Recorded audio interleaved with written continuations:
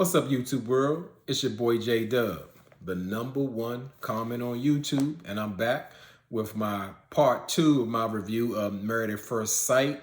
Where are they now? So I'm just gonna pick off where I left off on the first one. So we see Ryan. He has a date with a friend he's known for 2 years from Dallas, and his date actually drove 8 hours to see Ryan, and he's taking her to a sushi restaurant. And come to find out, she don't even like sushi. And to me, that's just an example of what Ryan is. He's not going to investigate. He's not. I don't know what. I couldn't even imagine what a conversation on the phone with Ryan, how that would be. But as the date going, the date seems to be in pretty good spirits, so she's a good sport about it. She don't like sushi, but she's gonna try it and see how it goes. And to me, the date itself was like very awkward, because that's exactly how Ryan is. He's just awkward. He pretty much talked about his divorce from Brett, and that who wants to hear that when you're trying to get to know somebody? It's like it almost sounds like you're not ready to move on from your divorce. And actually, he's not divorced from Brett. They are not together anymore. Like none of them divorced, because that issue even came up. How his date said, well, Ryan brought up because he's still talking about his former marriage, and he's saying like, well, it's kind of awkward. I'm like, I'm not even divorced yet. And this date is saying the same thing. It feels kind of awkward. I'm dating pretty much a married man. And as I see why Ryan is known as the serial dater, because Ryan, he just lacks personality. And as is what he accused of Brett of having is depth. I guess that's why he wants depth in his next mate, because he needs it. He doesn't have any. Like the conversation doesn't flow. He's not talking about nothing. I'm like, what's the point? She drove 8 hours for that. I hope he's gonna pay for a hotel or something. I don't know. So we see Bao. She's getting ready for a date with Zach, and she has one of her friends come over, to help her get ready, get her accessories and all that, because she already got her red dress she's trying to wow Zach with. And Bao wants to know, like, Bao's friend wants to know, like, is it kind of going to be awkward for like their exes, of course, Johnny and Michaela? And Bao said pretty much she could care less about what Johnny thinks. And I get that. Johnny treated her so bad. I mean, no matter what Bao was lacking, like bottom line, Johnny abused Bao in that marriage emotionally, verbally. It was a bad time. And I don't blame her feeling any kind of way. She could feel however she wanted to feel to me, because like, I don't even think she should have absorbed all that abuse that she did. And she's just saying, no, it's time to move on. She didn't really mention Michaela in this situation, because her friend asked about Michaela as well. So, Val really believes like her trying to get to know Zach more by dating him. She believes like he's like way more mature. And she likes the fact that Zach is the oldest of his siblings, like, and she's gonna be so disappointed when you're trying to put the word mature and Zach together. So I guess you can't tell a person. She gonna have to see it for herself. Or maybe she need to go back and look at the season and see how mature Zach is. So we see, I'm gonna call him Johnny the traitor. We see Johnny the traitor. He FaceTiming with Bao's ex-best friend of 20 years. She's a traitor too. I'm like, how do they get together? Like, that's supposed to be Bao's closest friend, and now it's Johnny's closest friend. And I'm just like, that was never Bao's friend. If she could comfortably move and do that, I don't know if it's about TV or what, but it's not a good look. It's terrible. Her name is Sarah, and she's disloyal Sarah. I'm gonna call her that. So I understood what Sarah was saying, because it's different. It's people who have like different love languages. And Sarah she compared Bao to like a cat. Like a cat will deal with you when they feel like it, or, want your affections, or when they don't want to be bothered, they gone off and they don't want to be bothered. And Sarah said like her and Johnny are more like dog people, who's loyal, who's always there and wants your affection all the time in your company. But And it just, like I said, it just looks like, it looks bad that that's her friend of 20 years and she's talking negatively about Bao, because that's what she's doing, trying to put her down. So Johnny wants to get with somebody who's going to speak negatively about Bao, because it's Johnny's own family wouldn't speak negatively about Bao. They was pointing the finger at him because they know how Johnny is. And Johnny said something crazy. Like, I never thought I heard him expect him say. He was like, well, pretty much bottom line, Bao needs a beta. And so, and I'm thinking like, wow, you, Johnny, you really believe that you're an alpha male?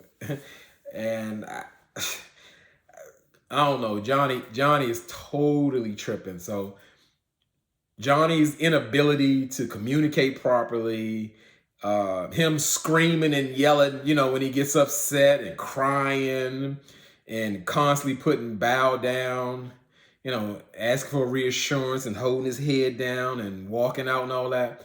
It's like, you're the exact opposite of what an alpha male would be. So Johnny's tripping.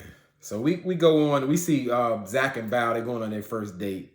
And just looking at them, I personally don't see that connection that, Zach sees like he wants. Because to me, Bao could almost friend zone him, because she said she did say like they're like buddies. And Zach asked Bao straight up, like, is it kind of weird for them to be dating? And she was saying like, yeah, because they kind of start out as friends and just hanging out.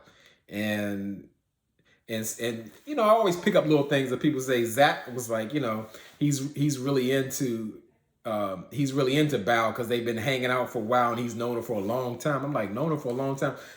Probably the max time this man could have known Bao, maybe 6 months, and most of that time they spent apart.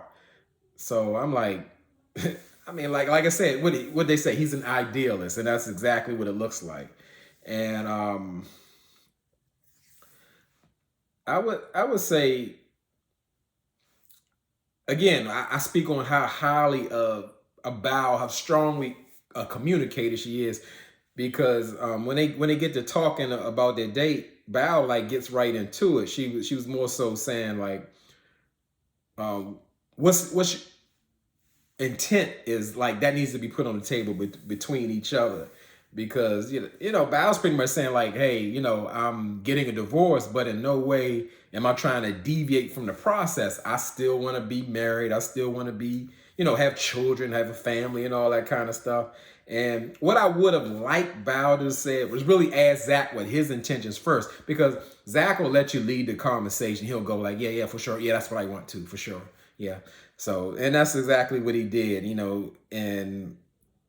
but Bao, like, she likes how comfortable she can be around Zach and how he compliments her. And I can get that too, because, Bao's just leaving Johnny. Johnny's, putting her down every chance he get. He definitely ain't talking about compliment. Johnny only gets nice when it's time to get spicy. That's about it. So I get that.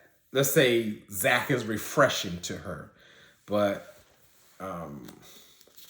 no, she gonna find out. That's all I'm gonna say. That's for her to find out. So we go on. We see Jose, Rachel, and Mirla. So they're going on. They already arrived at the couples trip or group trip or whatever. And Mirla, she brought her new puppy, of course, because they got. I didn't even go over all of that part because that wasn't even that important. How much we got to do puppy talk, but they go to the cabin. It's really nice, and they even have like separate houses. Like Mirla finally has her own quarters as she requested, and Jose and Rachel check on her to say, hey, is this Mirla approved? And she says, yeah. And Jose and Rachel pretty much are in the main house where they have like a huge master suite. And I guess they should get it because one, they're the host, and two, they're the only couple. So I get that. And we weren't aware, like Johnny was like so reluctant that he's like, I just don't want to deal with Bao. But he shows up at Mirla's cottage. And I mean, they give a strong hug, like, oh, I miss you and all. I mean, even saying that, I'm like, these people are dealing with each other 100%. Ain't nothing you can tell me. I ain't saying they committed or Zach is going to be in Mirla's harem of men who she friend zoned, and he'll join them at the pool party or whatever when her new interests or whoever come over. So it's just like everybody friends hanging around, but these are men who she dealt with. That's what I believe. So Zach, Bao, and Ryan, they show up, and something that surprised me, but again, I don't blame her. Johnny actually spoke to Bao, and she ain't say nothing. She wasn't giving him nothing, and Johnny was like, I expect Bao to be like a mature human just to say hello. And I mean, I agree with that. That's how I feel. Even like if you don't like a person or deal with it, a hello is not going to kill you. You ain't got to engage in a conversation or nothing like that. But after that PTSD Bao's experience, she can handle Johnny any way she wants. So it ain't even up for me to say. So Zach, Bao, and Ryan, they kind of split off because they're the trio. Because like people have like clicked up at this point. So we know it's Jose, Rachel, Marilyn, and Johnny. That's their crew. So Zach, Bao, and Ryan, they out there on the fishing dock discussing their dating life. And Ryan tells them about his date, the friend he had from Dallas. And Bao was like encouraging Ryan. Was like, yeah, hey Ryan, it's good that you're out there. And Ryan hit her with like, he's like, well, Bao, I've been out there.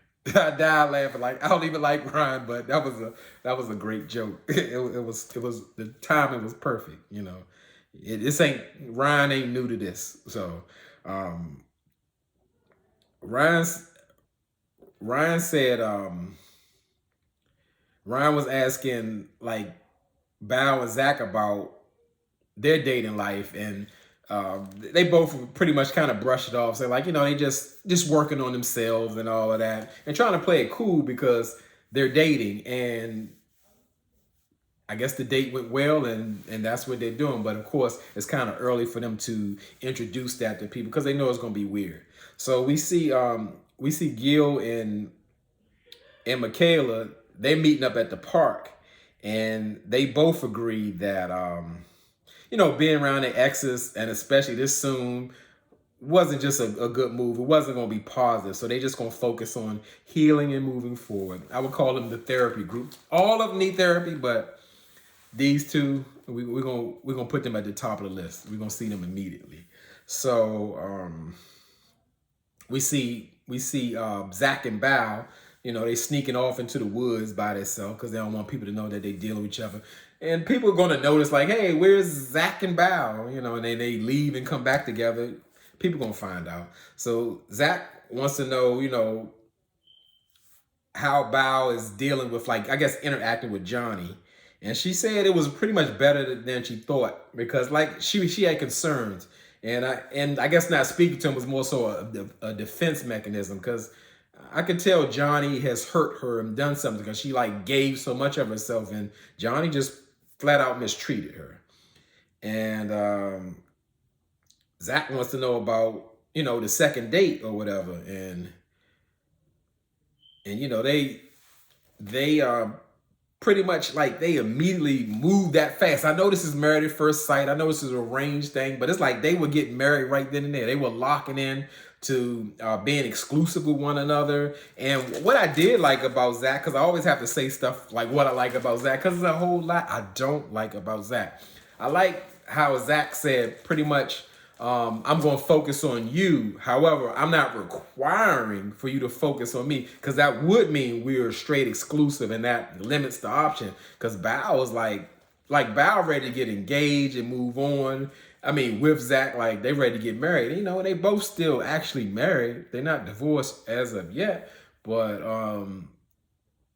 I could appreciate that Zach kind of brought that point up. I mean, they like just out of marriages from people they both know, and now they ready to be married at second sight. And as I said, Bao ain't playing. She's saying, I want the same thing, so let's do part two or continuation of what we doing. So pretty much they have decided they're going to focus only on each other without saying like, hey, we're exclusive. It's me and you all for one date. So that's what they're going to do. So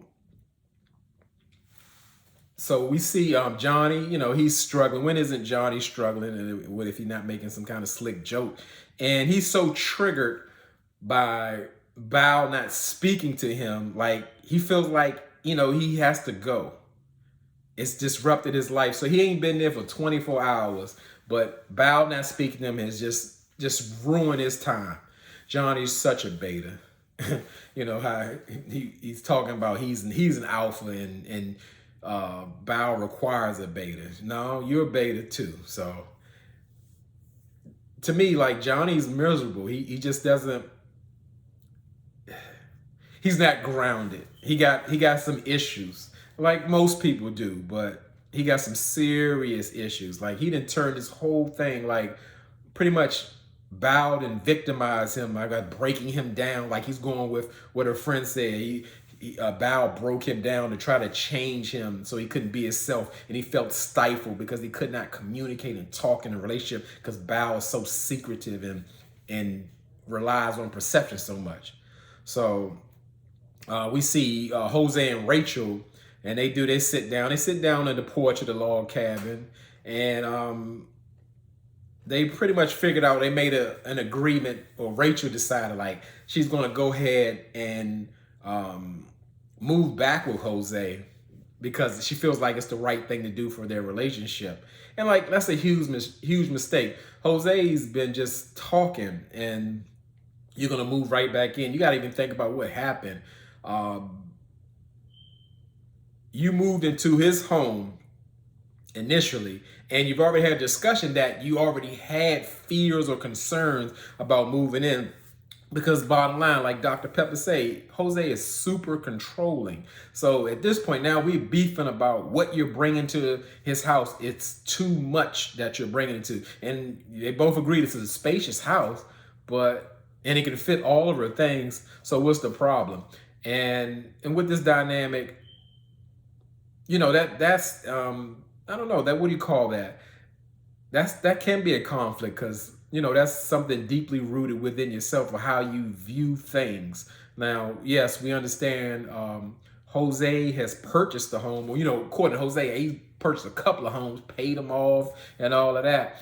However, he agreed to bring Rachel into his home, and they share the home. But throughout even the whole episode, you can hear Jose will say like, you come back and live with me or whatever. It's never like our house or we're living together. Because but I want people to drop down in the comments how they feel like if they actually move with their spouse. And they say you need to just get a house together or get a spot together to make things neutral. But I drop down in the comments and how you feel about that situation. Like, can a person actually welcome into your house and it becomes y'all's home or whatever, or it's just impossible? Because I know that's a touchy situation, because all the time, for whatever reasons, either they're not going to make the choice to go buy a new house, or they just can't at the time. And well, my stance is that, like, if you agree to live together and you happen to agree to live in one or the other person's home, you have to be in that mindset to say, this is our home and we do this together. Even though you done paid all the payments up till then and you done paid it off and all of that, you brought them in and said, this is our home. It's not, you're coming to my house and you're going to only bring 10 of your pencils instead of 20. That, to me, that doesn't work. That's not even realistic. If that's the case, you should not live together if you have that kind of mindset, because sharing that type of space and making someone feel comfortable and you want things to work, to me, that's the only way it can work. You got to drop the my house concept and say, this is our home. So good luck, Rachel, but we know that's not going to last. So as far as the last scene, it just it's like a recap and just going over what people are doing to move forward in the future. And Ryan says pretty much he's going to continue to date. And that's what he does. Ryan the dater. Serial dater is what they call him. And Mila says she's just going to focus on her dog. And I thought she was going to show a confession, because she needed to say that, she's still sliding and creeping with Johnny, because, she's dealing with Johnny for now. And Zach says that pretty much he's gonna just keep working out and hanging out with his family and being positive. And he passed that to Bao, and she's like, I'm gonna do the same, because I guess they're gonna do the same, because that's what they're doing together, because they both scared to say or and I can understand the fear just revealing that they're actually dating, and I get that, and they're not ready to reveal that to the group because it is going to be they're going to be looking at them sideways, in which they should, and well, and we go in the last the happy couple Rachel and Jose. They announced to everyone that they made a decision to move back together, and they're like, yeah, it's so exciting. They need to do a Where Are They Now too 6 months later because I need to see what happened with Rachel and Jose. So pretty much that was the recap of the show. Again, as far as I know, that's gonna be the last of Married at First Sight, and I'm gonna say good riddance to it because from the previous season, after the Chris and Paige thing and all that, how they just playing with us, I knew what this season was going to bring, and it didn't disappoint me. I was disappointed. But however, Reunion Part 2, best show whole season. So, I could say it wasn't a total loss because I was most entertained by that one episode. And as I say, y'all could be anywhere in this YouTube world, but you're here with me. I really appreciate that, and I really mean it.